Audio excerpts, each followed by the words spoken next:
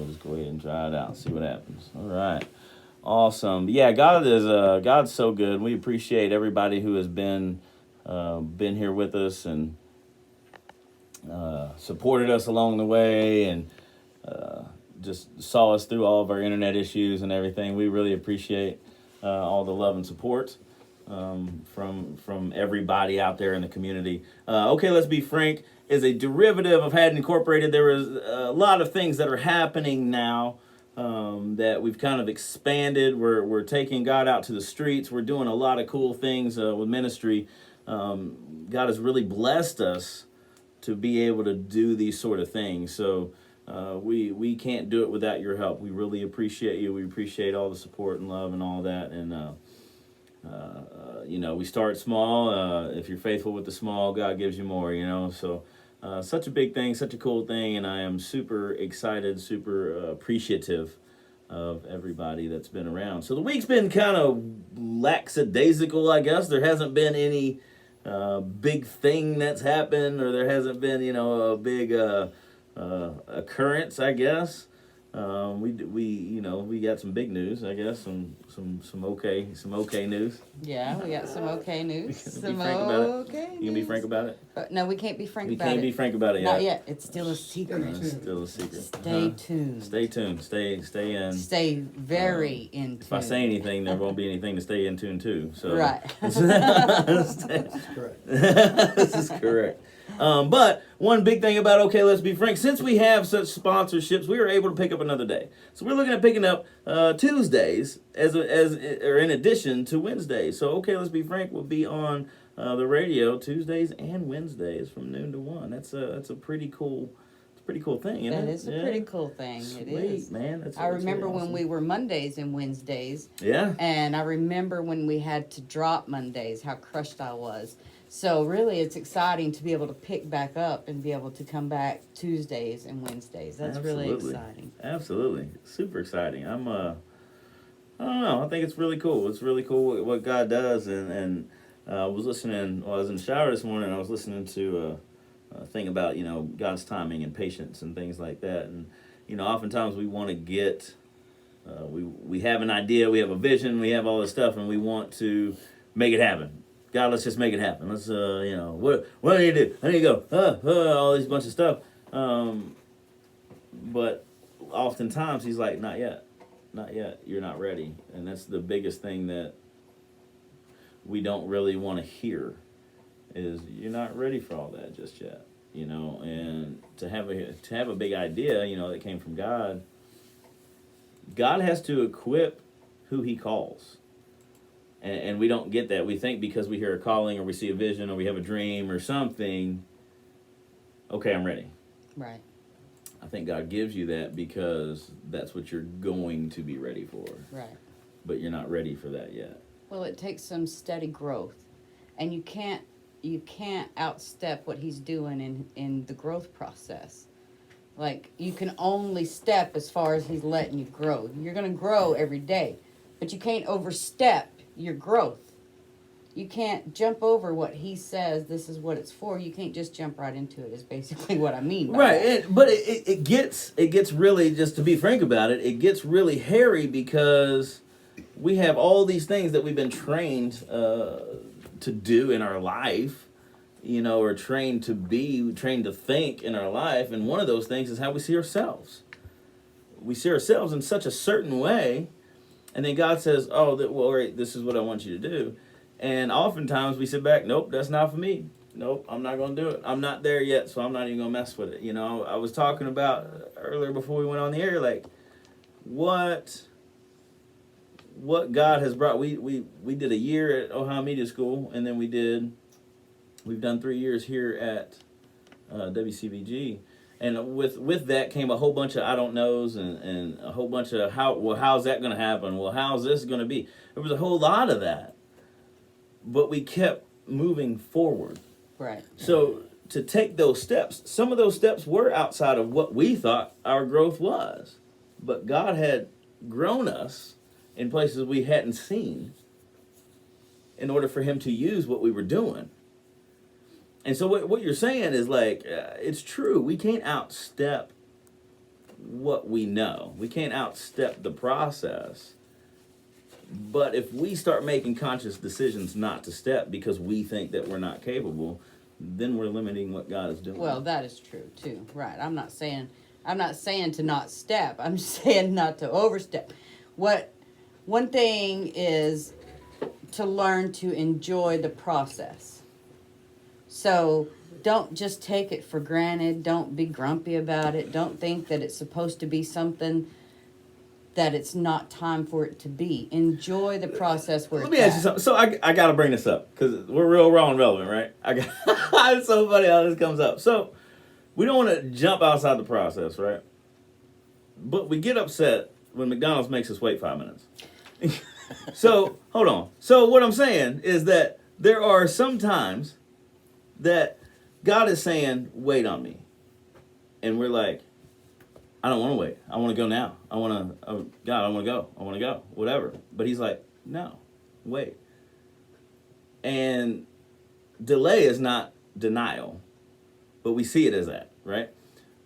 But then there are other times to where God is saying, I've equipped you and you're ready to go. And you're like, I don't think I'm ready for all that just yet. So, and that's what I mean, like in that little spot, in that middle, there's a whole lot of us. Right. God is saying, move, I've equipped you, and you're like, not up in here. No, not me. But then there's other times where it's like, I want my McMuffins now. I waited 5 whole minutes, and I want it now. I don't care what is going on. I'm coming inside. That's it. I waited too daggum long. Sometimes they haven't made your order, and sometimes you were supposed to go inside and get the order. Sometimes you just wait 2 more minutes, and here it comes. A little lesson on patience. Little lesson on patience, right? We're not all made doctors. We all don't have patience. But there's a moment, but the majority of those decisions, and this is where human comes into play, like we have a moment of decision whether to step out or not to step out. And so, to your point, yeah, don't overstep. We can't overstep. But what is the difference between thinking that I'm overstepping and going ahead and getting my McMuffins because I waited too long? Well, overstepping would be literally to jump to your own conclusion, not what he wants, but what you really believe that it's not what it may be what he wants, but it's what you believe to be right now. When it's not necessarily right now. That doesn't mean it don't have to be in 5 minutes. Sometimes you're right. Sometimes you have to wait. In the case of the McMuffins this morning, that happened for real. How'd that happen, Kay? Tell us I that story. waited 15 minutes before I went into the McDonald's. Get that out of your Get face that so out of my everybody can face. see. You mean Yeah. you got it that fast? I know, right? Some people are like, I waited 3 days for my McMuffins. So what happened was I ordered it. I pulled into the McDonald's to order, and they had just switched over to the lunch menu. And I said, "Oh, it's lunchtime now, huh?" And they're like, "We can still do breakfast." I'm like, "Okay, cool. This is what I want." So I told them what I wanted. Pulled up, paid for it, got up to the second window. The dude didn't even open the window. It was cracked about this far. And through the crack, he said, "Can you pull up to the reserve?" It's cold inside. It's cold out That's here. the worst I don't wanna- words right there. So Reserve I center. pulled Right. up to the reserve, and I waited 5 minutes, He just motioned me on. at least 5 minutes, when I had the conversation with Frank about, "Okay, what does your scripture for the day Right, say?" right. Tell me what the scripture Let was. your light shine. Let your light shine. Was it really? Hey, said, come on, man. I said, "I don't know, Frank. I don't remember." He's like, "Well, you look that up for me and you tell me when I see you." I'm like, "Okay." So I sat there and I thought about that for a minute or two, or 10, to be exact.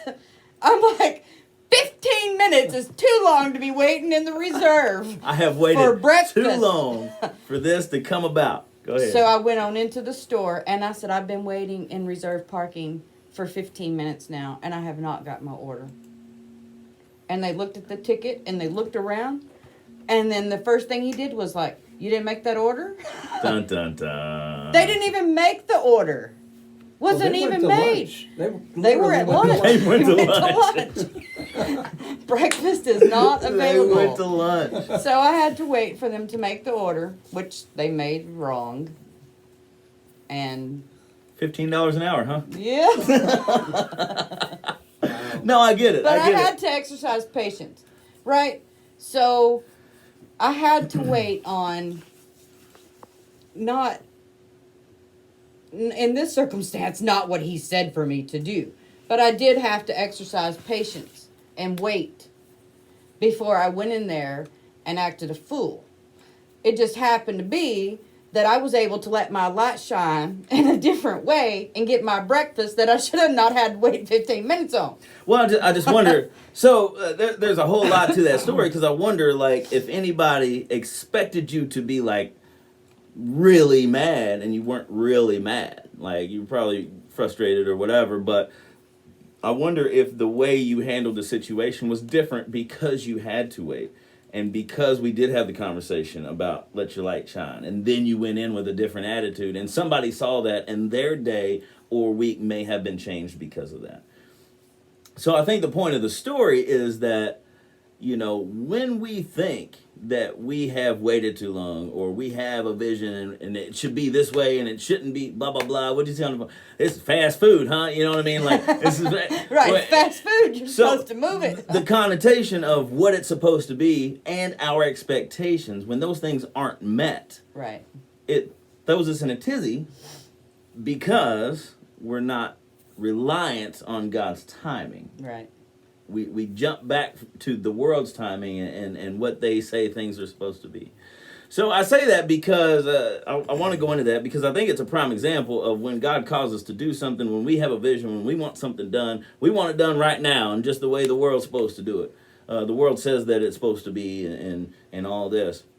But God's timing is sometimes, hey, woo-saw, take a minute because you're not here for them Egg McMuffins. You're here because I need somebody to see you. Mm-hmm.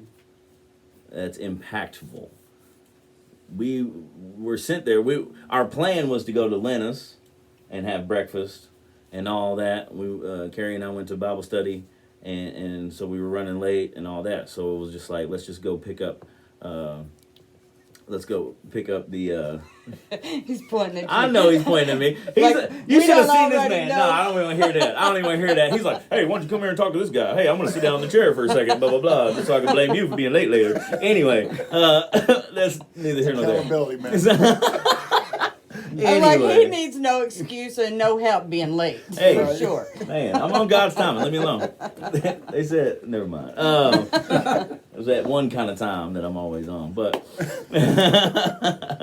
listen, so I say that to say that we think of life like we make this plan to go out to blah, blah, blah, whatever. And God says that there is somebody in McDonald's that is supposed to see Kay today. So we were going to leave even 5 minutes before, you know, even if Frank was sitting around talking and blah, blah, blah. A dude comes over, a pastor comes over and grabs us, hey, let me pray for you on the way out the door. And then two gentlemen come up and they're kind of blocking the door. So we kind of, you know, and then somebody drove by that I knew and saw that. So that everything, he placed everything because somebody needed to see Kay's light today. You see what I'm saying? Like, it's wild how that happens and people don't realize that and they don't stop to think about anything other than my McMuffins wasn't ready when they was supposed to be ready. And some people, it ruins their day. Like, some people would have called their mom or their boyfriend or their significant other and complained about that all day. Oh, my day's just ruined now. I'm going to be late and blah, blah, blah. Kind of like you were on the phone. But some people will do that. It will ruin their day, though, when they don't look back and see how everything led up to God putting you in a spot that needed to be. He needed somebody to see your light because that was going to affect them positively. I love it. And I say it to say because our guest today is a good brother of mine, man. He's been on the show before. It's been a little bit, but he's got a killer from craziness to Christ story. And he's been through it, you name it, he's done it. And God kept him and has blessed him and has brought him back to himself. Has brought Carrie back to Christ. And now Carrie has had these, I guess, I don't want to say epiphanies, but I don't know. God's been speaking to him and telling him, hey, I need you out here doing stuff. I need you doing this. I need you doing that. But he's also kind of slowed him down. Big time. A little bit. So, without further ado, I want to introduce Mr. Carrie Meese. Carrie, how you doing? Doing good, man. Thanks for having me on your show. Thanks for being on the show. For sure, dude. And I want you to go back, for those who haven't seen or heard of you, I want you to go back and kind of go through your story a little bit about where you've been, where you were at, maybe a little bit about the trip to Arizona, why God brought you back. That you tell a little bit about that story of the guy on the motorcycle. Mm-hmm. Remember that? Like that's still the guy on the motorcycle. Just kind of didn't he stop you in the middle of the street or something? He was like, "You're gonna leave" or something. Like he told you something crazy. I broke down at on Camelback out there, and a guy sit there and told me. He said, "You're not supposed to be out here. This isn't where God wants you. You're not ready to come out here yet." Random dude. Did not know me from nothing. I mean, my bike just got it out of the shop. Had it probably 40 minutes out there just cruising around. And it stops right there in the middle of the road. I push it to the 7-Eleven. And this guy comes up there and starts speaking to me. That's crazy. That is crazy. Yeah. So the bike broke down, and this guy just came up and spoke to you. Why did he just come up to you all of a sudden? Do you know? Did he say? Because we were sitting there talking about the Honda VTX I had. I had leather bags on. He said, "No, you need to get you some ape hangers and get you some hard saddlebags on that bike, and it'll look real good on you." And I was sitting there debating, fighting with myself. Is this where really God wants me, or is this where I need to be at? Or do I need to be back in Kentucky where my family is? And I literally just got them back in my life, and I was uprooted and had to leave for a little while. So that was weighing on my mind, like, did I make that decision of coming out here on self-will and following somebody that God wasn't ready for me to be around yet? Or do I need to go back home and be with my family and grow to love those guys? Because my oldest son and my youngest son are 16 and 17 years old, and they just finally met their dad after 15 years and 16 years. I was in their lives for a period of time, and I went back out to drug addiction. Me and their mom got a divorce, which me and her remarried again. And my son literally was sitting there getting to know me, and my uncle had passed away, the guy that was my role model, my father figure in my life, passed away when he was out on a nighttime ride. And he said, "Dad, I've never been on a nighttime ride with anybody, but this is one of the best things." He's like, "I know you got to leave, but you're not leaving for the wrong reasons this time." He says, "You're going out there to help people, and you're going to go out there and help save souls. And I'm proud of you, Dad." Oof. That's beautiful. Man, that's so big. It is so big. It is. I know and I can attest to what it feels like to feel like such a failure as a father, you know, and know that I was so selfish and I was so not thinking of my kids and how they grew up and things like that. And so when you get that chance to have a relationship, to be in their life again, you're climbing an uphill battle. You know you're fighting an uphill battle. But to hear those words, "I'm proud of you. I'm proud of you, Dad." Like man, woo! It's that's big time. That's big time. Your wife says hi, honey, by the way. Hi, Annie. That's awesome. That's awesome. So tell us a little bit about why you even went to Arizona, how all that got started. How did you come to Christ from the craziness? So I came to Christ on the 26th of January of 2020. I was literally walking from Mount Zion to Florence to go to an Alcoholics Anonymous meeting because I just freshly relapsed off of meth again. And every crosswalk that I came up to, the hand of stop came up. And it took 3 or 4 times for that to actually get through my thick skull. And I finally looked up at God and said, "Okay, I'm done. If you give me back what I had before, I promise you I'll never touch drugs again." And I said, "With you as my foundation and your son, Jesus Christ, the master carpenters of all carpenters, I ask you to send him down to tear my temple that I had built for myself and to rebuild a temple that glorifies you with him as my door greeter and kicking out all the wrong people and letting all the right people in. Just please give me back what I have, and I'll never touch drugs again. And that was on the 26th of January, 2020. That's amazing. Then I met up with Zippy. Zippy Durgus? Yeah, Zippy Durkus. And he called me up, and he called me up one day because I just recently lost my job, and he said, I'll give you gas money. I need you to be over here in my house in 30 minutes. Nope, not doing it. Nope, not doing it. And that's what I told him. He's like, I'll see you in 30 minutes, and hung up on me. Not saying goodbye or nothing. And about 35 minutes later, I show up at his house. I was like, what do you want, dude? He said, take these bags, go get rid of them. And I have this little Suzu, was it? A little gray Jeep.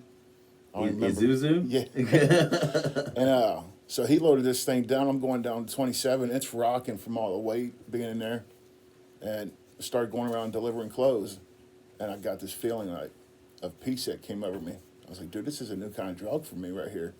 This is something that's making me feel good. It's doing service work. And so I go back. All right, I got all that gone. What's next? Go here. End up making like 3 carloads that day in this little Jeep. He hands me $20, which filled my tank up because I was leaking gas out at the same time. Wow. Oh, man. And next thing you know, he says, we're going to go over to Cleves, Ohio. I was like, where's that at? He's like, Cleves, Ohio. Right. We're going to go over here and meet this lady named Michelle. She's got all kinds of milk over here. Oh, Michelle. Yeah. So she got us started. Then we started delivering milk, food products to sober livings, homeless people, just going around doing all this stuff. And I kept getting this sense of joy around me. Like sitting there seeing these people smile. And next thing you know, me and Annie's laying in bed. He was like, I'm going out to Arizona for a little bit. I was like, have fun, dude. See ya. And he sent me a video of him giving his testimony. At 34 minutes and 45 seconds, he says, watch this video. I'm at this spot. So I didn't watch the whole thing. I just fast forward like we were sitting there talking about. And watched him. And I literally, me and Annie was laying in bed. I looked at her. I said, I got to leave. She's like, where are you going tonight? I was like, no, I got to go to Arizona. She's like, no, you don't. Stop. 2 minutes later, Zippy sends me a message, says, you ready to come to Arizona with me? And I just turned over, I was like, see, here you go. See? Wow. Wow. That's so cool. That's so cool. So like these are one of those things that God like literally was just pulling on you. The Holy Spirit was tugging on your heart. You know, you had already said, I'm gonna give up my way of life, Lord, I wanna follow you. And so he was like, okay, we'll see how willing you really are. And so he took you out to Arizona through Zippy. Then you know, through what would seemingly be a, not tragedy, but a bad thing. You know, your bike broke down, and what were you, 2,400 miles away or whatever it is. 2,700 miles away, man. 2,700 miles away, and your bike breaks down. And he says, the gentleman says, you're not even supposed to be here. You're not even but you were, and you were doing service work, and you learned some things, right? I learned a lot. Learned a lot. So you came back, and you obviously hooked up with Michelle, and Miss Michelle Almond, wonderful lady. Can't wait for you guys to meet her, but... I'm going for a treat with that one. Right. I tried to get her to come.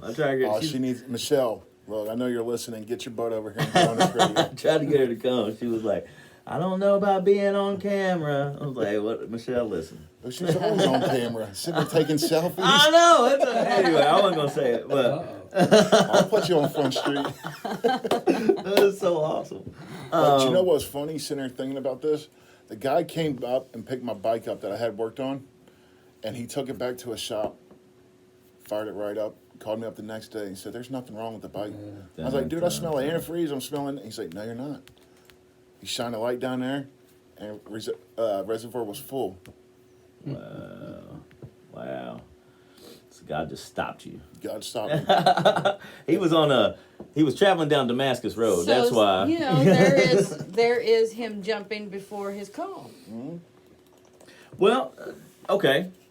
I can see that. I can see that. But what about what he had to learn out there? We're gonna learn. Yeah. We're So, gonna learn. We're do you- gonna grow. If it's in his plan for us to do something, and it is in his plan for us to do something, we're going to learn, we're going to grow, he's going to equip. But it was plain as day that he stepped over his call. Is that stepping over, or was that part of the process? That's part of the process, because I swear to you right now. What do you think? You think I he hate stepped that- over? I hate that word. Trust the process. Trust the process. Because when I was out there in Arizona, I'm getting my Jesus bumps. Sitting there being out in Arizona, the people would tell me, trust the process. It's a process. And Kevin Johnson told me before we went out to Arizona, he said, your son's going to need you, Carrie. We sitting in Zippy's Yukon and sitting there delivering milk. I got sick and tired of seeing that stuff. But, He's tired of seeing milk. yeah. But he looked right at me. He said, your son's going to need you, and you're going to be able to be there for him. And I was like, whatever. Didn't think nothing about this. And my son ended up having to have emergency surgery done because his growth plates in his hip shattered because he was growing so fast. And I was out there in Arizona, and I just kept sitting there whining that over in my head the whole time. Like, I'm going to be able to be there for my son. I'm not going to be able to when he goes under, but when he comes out, I'm going to be able to be there. I'm 4 hours away on an airplane. Amen. Amen. That's good stuff. So, I don't know. I can see both sides. I can see where it would be part of the process, because the only reason I say he didn't jump is because it was confirmed with Zippy. If Zippy hadn't started the quote unquote process and then confirmed it with the text message after you felt that call and said something to your wife, if it was just a thing where Carrie was like, I'm just going, and he had to sell some shoes and sell his son's drum set and all this bunch of crap to get a plane ticket, and it was just a whole bunch of work that he had to do because he was trying to do it, then I would say you're overstepping. But since you went and you were there, I think that God creates a way for us to go somewhere and we learn. Now, you could think that, okay, this is it. This is the thing. You know what I mean? Like, Arizona is the thing for me, and this is where I'm going. And then you meet a guy that says, no, this isn't it. You were out here, maybe this was going to be the only thing that was going to teach you what you needed to learn. Mm-hmm. Maybe you weren't going to listen to anybody else. Have you ever been accused of being stubborn, Carrie? No, not at all. Believe that one, I'll tell you another one. I've been on Jenny Craig for a while. This guy. But that's sort of that's the thing, I think, when we decide that we're going to follow Christ. We start getting all these big, huge ideas and these big things, you know, and moving to Arizona is a huge 2,700 miles. That's not from here to Cincinnati. You know what I mean? It's not from here to Louisville. It's not even here from where I'm from, 4 hours. You know what I mean? 2,700 miles. That's like a 3-day trip if you stop and sleep. I was going to say it's a day and a half, man. If you stop and sleep. Zippy said he made it here in 26 and a half, something, 26 and a half hours. He didn't have a trailer. That's how it took us 36 hours to get out there. 36. You said you had a trailer on, hooked on? 36. That's crazy. 36 hours. So, you went out there, you learned some things, and he sent you back. What's life been kind of like since you've been back? What are some things that you've been doing? What's been going on? How did you apply the knowledge that you learned? When I came back, I hit the ground running because I came back and I started working with New Reality. We moved 7,000 pounds of food in 1 week. And the food side's always been something that's been there. I mean, I really don't even like the food side. It's something else. But come back, and to me, now looking back at it, what God brought me back here to be with my son while he was sitting there healing. Mm-hmm. So me being stubborn, I literally went out and bought a brand new pickup truck. Had 18 hours. I got T-boned at 55 miles an hour. Mm-hmm. So God set me down and said, now you're going to sit there and be with your son. Lay in the bed with him next to him while he's healing, you're going to heal. And sitting there doing that with that, I mean, I got to know who Chop was, and Chop got to know who his dad was. So Chop being your kid, and I think that this is huge, and I don't want to blow past the stop sign real fast, is that we were talking about at Bible study this morning, we were talking about seeing Jesus and not seeing the thing that he's given us. And so often what we do is we start to idolize things without realizing it. Mm-hmm. We start to see the thing. We know it's a call from God. We know that he's got us doing a thing, but we start to see that instead of seeing him. And I think that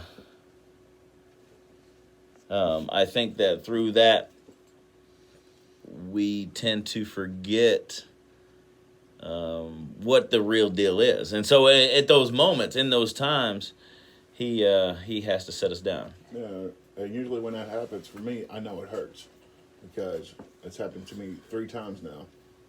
I have broke my wrist, and because I was still sitting there doing food side, getting more and more food, and just sitting there going around.